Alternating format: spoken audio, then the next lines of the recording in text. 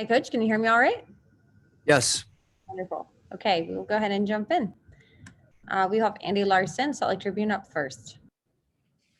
Hey Q, you guys only had 7 turnovers in game 1, and obviously, that's a very good number for you guys. Was that just consistency of execution from Donovan in particular, or kind of what goes into that low turnover night?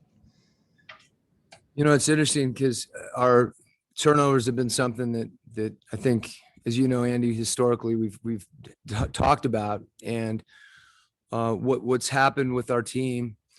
I'd like to not miss 20 straight shots, but by shooting the ball when we're open, you don't turn it over.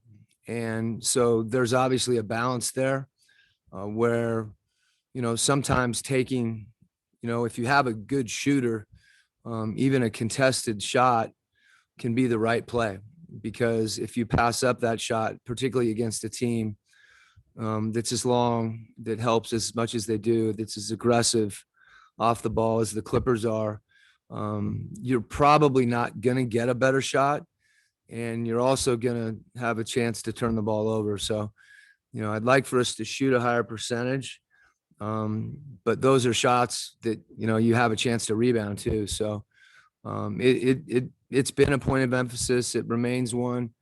I think Donovan's decision-making, him being aggressive, shooting the ball, and also obviously picking his spots when he's driving and passing and finding that balance. But it's not just Donovan, it's our whole group. And we have, we call them hot spots, where guys, you can predict that there are certain situations where guys can get into some trouble that, we're aware of and we work on, and try to raise awareness there and give guys the tools to make those plays. And it's always good when you have a night like that, where you see guys executing and playing off 2 feet when they need to, and, using ball fakes. I think all those little things that, you talk about back when you're, going to camp growing up, become really important against a team that's as good defensively as they are.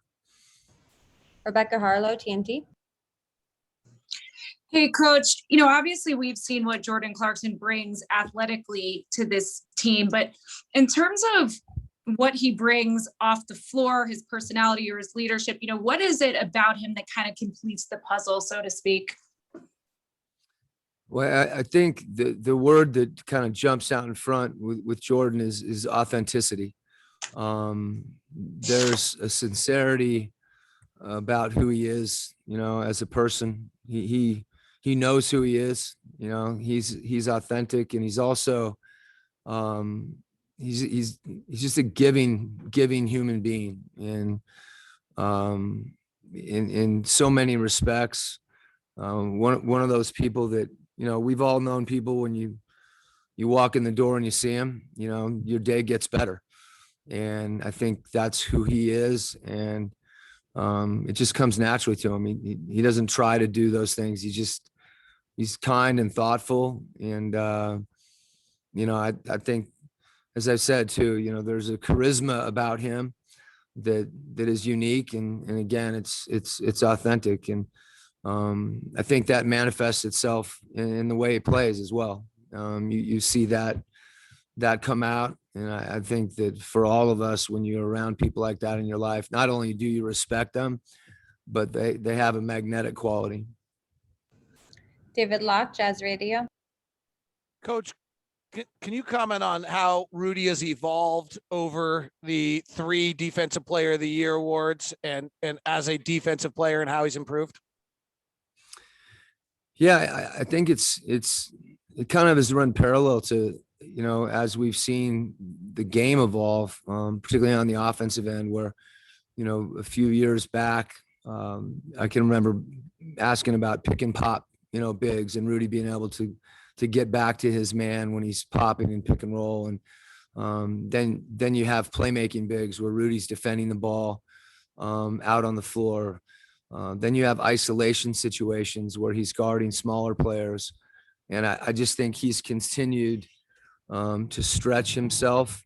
And from my standpoint and our standpoint as a staff, and I think his teammates understand this more than anyone, he's capable of making multiple plays. and the way the game is played now, you know, his rim protection is still, you know, clearly the way that he impacts the game consistently on the highest level, but it doesn't stop there.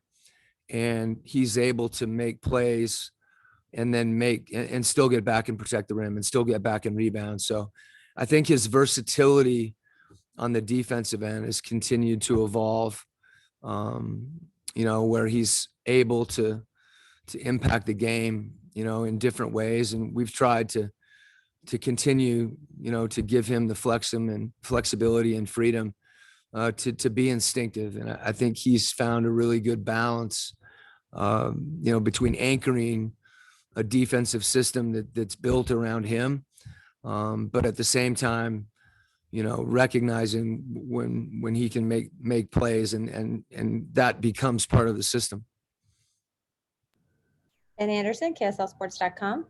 Quinn, you've talked about how there's not really secrets anymore between teams when you've seen each other this many times.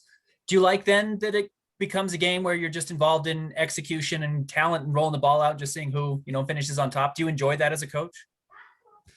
I wouldn't go quite as far as saying you just roll it out and see what happens. I think that there's just base things that you kind of can anticipate that really relate to, you know, a team's personnel and who they are. You know, I don't think that the Clippers right now are preparing for Rudy to shoot threes. You know, I think they're preparing for, you know, how to attack Rudy. But, you know, after, you know, on a general level, no different from us, you know, and how we want to try to defend PG. But as players, you know, players are so good. You know, PG is so good that they always figure out ways to adjust to whatever it is that, you know, teams are doing. So I think there's kind of a constant flow to that. But I do think as the series goes on, you know, teams have seen things and seen plays and they become, you know, more aware, more instinctive, you know, and that's why a lot of times, you know, the playoffs are so, you know, so competitive and so exciting and compelling to watch. We have time for one more. Jim Alexander, OC Register. Yeah, Quinn, having full houses again and having that noise level, having that playoff intensity in your crowd, obviously it makes a difference. Is it something that you missed during pandemic basketball and how much of a difference does it make to have that noise like the other night when you guys are starting to get it rolling? Yeah, I think it's, you know, it's generally true, you know,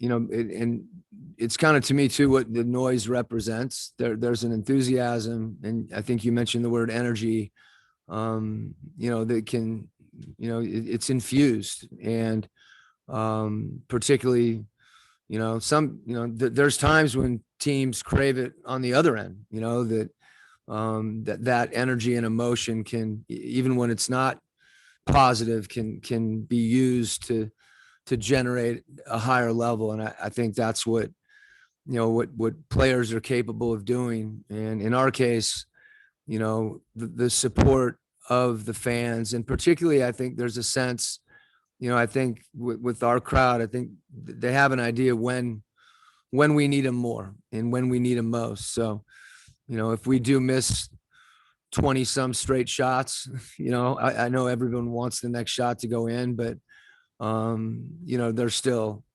active. They're still loud. They're supportive, and maybe even more so because, you know, your team may be struggling at a certain point. All right. That's it for now. Thank you so much, Coach. We'll see you after the game. Thanks.